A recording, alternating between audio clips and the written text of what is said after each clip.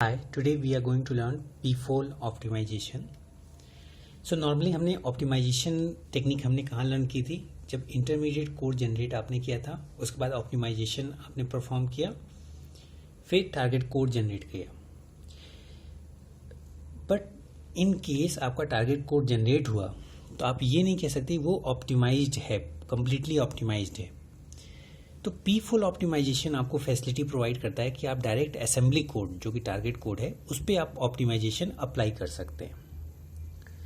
It is simple but effective technique for locally improving the target code and it is done by examining a sliding window of target instruction called p-fold and replacing instruction sequence within the p-fold by shorter and faster sequence.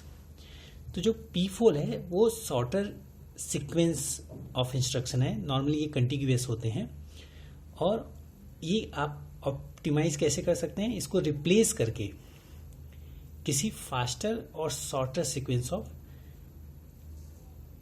Code के. For example, अगर आपका कोई code है I1 और कंटिग्यूअसली ये instruction IN तक है, ठीक है, कोई असेंबली कोड है, तो इसको आप रिप्लेस कर सकते हैं J1 टू JM, जिसमें J1 टू JM का जो लेंथ है वो शॉर्टर है in compare to I1 to IN और वो फास्टर भी है. तो एग्जाम्पल क्या है? अगर मूव इंस्ट्रक्शन इस तरीके से गिवन है, move $A and $B, B को A में मूव करना है. सेकेंड इंस्ट्रक्शन गिवन है साथ में मूव $B एंड $A. तो अगर ये दोनों इंस्ट्रक्शन आप देखें तो ये होगा कि B की वैल्यू A में की जा रही है और फिर A की फिर अगेन B में. सो आप एक्स्ट्रा इंस्ट्रक्शन यूज कर रहे हैं. इट्स बेटर कि इनको आप जो है रिप्लेस कर दें किसी शॉर्टर इंस्ट्रक्शन से और वो केवल क्या है $A $B. जब आप ये इंस्ट्रक्शन रन कर रहे हैं इसमें B की वैल्यू ऑलरेडी जो भी है वो A में से जा रही है, आपको अगेन A से B में नहीं ले जाना है.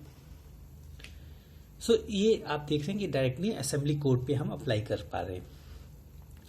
अगर आपको मैक्सिमम बेनिफिट लेना है सेट ऑफ इंस्ट्रक्शन को ऑप्टिमाइज करने के लिए तो आपको ये p-fold मेथड बार बार उस पर अप्लाई करना होगा. तो इसमें सेट ऑफ स्लाइडिंग विंडो हम सेलेक्ट करते हैं, ठीक है, and replace with sequence of instruction with shorter and faster sequence.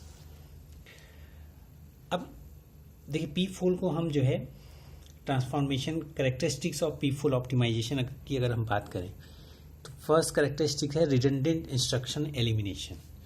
तो रिडंडेंट इंस्ट्रक्शन एलिमिनेशन क्या है? जैसे इन केस आपने लोड किया R0 रजिस्टर में A की वैल्यू, फिर आपने स्टोर किया A में R0 की वैल्यू, तो इसमें आप देखें कि A में कोई वैल्यू थी जो R0 में हमने लोड किया, फिर अगेन रिजल्ट को हमने A में स्टोर ही कर दिया, तो जो कि रिडंडेंट है, ये पार्ट रिडंडेंट है. तो इसको आप रिप्लेस कर सकते हैं सिर्फ LD R0A से, जो कि बाय डिफॉल्ट अंडरस्टूड है कि A में कोई वैल्यू है जो R0 में स्टोर हो रही है, फिर सेम वैल्यू A में स्टोर करने की जरूरत नहीं है. सेकेंड कैरेक्टरिस्टिक है p-fold ऑप्टिमाइजेशन का एलिमिनेटिंग अनरीचेबल कोड. तो एलिमिनेटिंग अनरीचेबल कोड में अगर मान लो एक इंस्ट्रक्शन में लिखता हूं if debug equal to 1, so go to level L1. फिर इसके बाद एक इंस्ट्रक्शन है गो टू L2 और L1 क्या कर रहा है? ये प्रिंट कर रहा है कोई इंस्ट्रक्शन हाई, और L2 उसके बाद का इंस्ट्रक्शन है जो एग्जीक्यूट करेगा. तो इसमें आप देखेंगे कि एक सीक्वेंस ऑफ इंस्ट्रक्शन में कि एक जंप हो रहा है, यहाँ पे आप जंप परफॉर्म कर रहे हो कंडीशनल, फिर यहाँ पे एक अनकंडीशनल जंप आप परफॉर्म कर रहे हो. तो इसको आप रिप्लेस कर सकते हो डायरेक्टली किससे?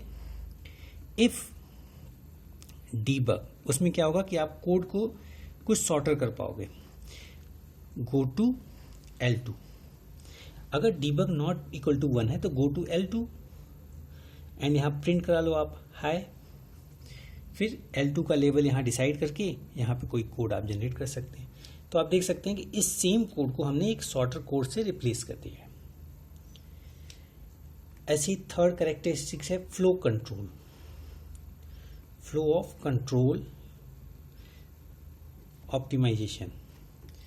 तो इसमें इन केस एक सीक्वेंस के थ्रू आपका कोई फ्लो एग्जिस्ट कर रहा है तो आप उसको किसी सॉर्टर सीक्वेंस से रिमूव कर सकते हैं और सॉरी रिप्लेस कर सकते हैं। ऐसे आपका algebraic simplification and reduction strength है। तो एल्जेब्रिक में क्या है कि जैसे x equal to x plus 0 है तो 0 को x में ऐड करने का कोई मीनिंग नहीं है, आप सिर्फ x ही यूज कर सकते हैं। और j equal to j multiply by 1 है तो इसको भी आप j ही लिख सकते हैं, इसमें 1 के मल्टीप्लिकेशन का कोई सिग्निफिकेंस नहीं है। So this is p4 optimisation that you apply on target code.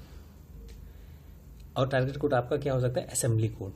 और मैक्सिमम बेनिफिट के लिए आप किसी सीक्वेंस ऑफ कोड पे लोकली आप बार बार p4 अप्लाई करेंगे तो वो आपको मैक्सिमम बेनिफिट प्रोवाइड करेगा।